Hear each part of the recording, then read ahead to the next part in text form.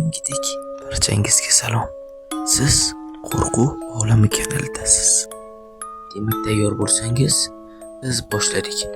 Aytgancha, oxirgi paytlar qo'rqinchli animatsiyalar tarjimalari chiqishi biroz sekinlashdi, lekin tez orada ularning davomini yana biz chiqaramiz. Men bugun uyda bir o'zim edim. Soat taxminan 23:30 edi. Uyda televizor ko'rib, chips yeb o'tirardim. Uydagi hamma bayramga ketgan edi. Uyimiz Cho'lu Bilobonda, aniqrog'i qishloqning bir chekkasida edi. Qishloqdan tashqarida desam ham mubolag'a bo'lmaydi. Bu qishloqdan tashqarida kam odam kelayotgan holat edi. U paytda hech kim kelmasdi. Qishloqdagi hamma bir bayramga yig'ilgan edi. Birdan darvoza taqilladi. Men bu paytda kim bo'ldi dedim. Bu paytda hech kim kelishi mumkin emas edi.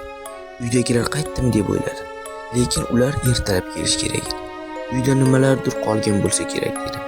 Turib chiqdim. Tashqariga qaradim. Hech kim yo'q. Kimdir o'yin qilyaptimi deb uyning atrofini tekshirib chiqdim. Hech kim yo'q edi. Uyga qaytib keldim va televizor ko'rishda davom etdim. Eshik yana taqilladi. Men kim bu gal aniq kimdir men bilan o'yin qilyapti.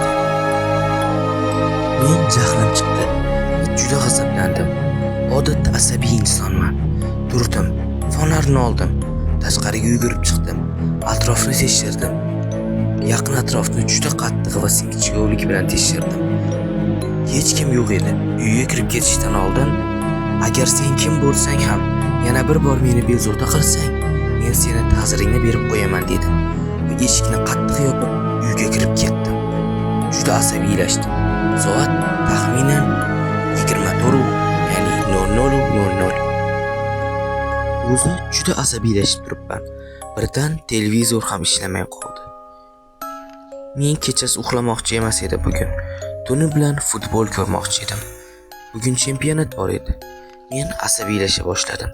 Nima bo'layapti? Televizor undan juda g'alati ovozlar kelardi va qandaydir noaniq ekranda noaniq narsalar ko'rinardi. U go'yoki buzilib qolgandek. O'rnimdan turdim. Boshiga bir-ikki ko'rdim. O'ziga kelmadi. Birdan chiroq ham lipillay boshladi. Bu narsa battar asabimga tegdi. Chin ursin, bugun o'zi qanaqa omadsiz kun dedim. Darvoza taqilladi. Yana jahlim chiqdi. Oyna ham tez ochilib yopilar edi. Chiroq tinmay lipillar edi. Televizordan g'alati ovozlar kelardi. Yetmaganiga telefonim ham o'chib qolgandi. Men bunday narsalarga qo'rqmasdim. Odatda alvaslarga ishonmasdim. Tashqaridan juda g'alati, qo'rqinchli ovoz keldi. U bunday dedi.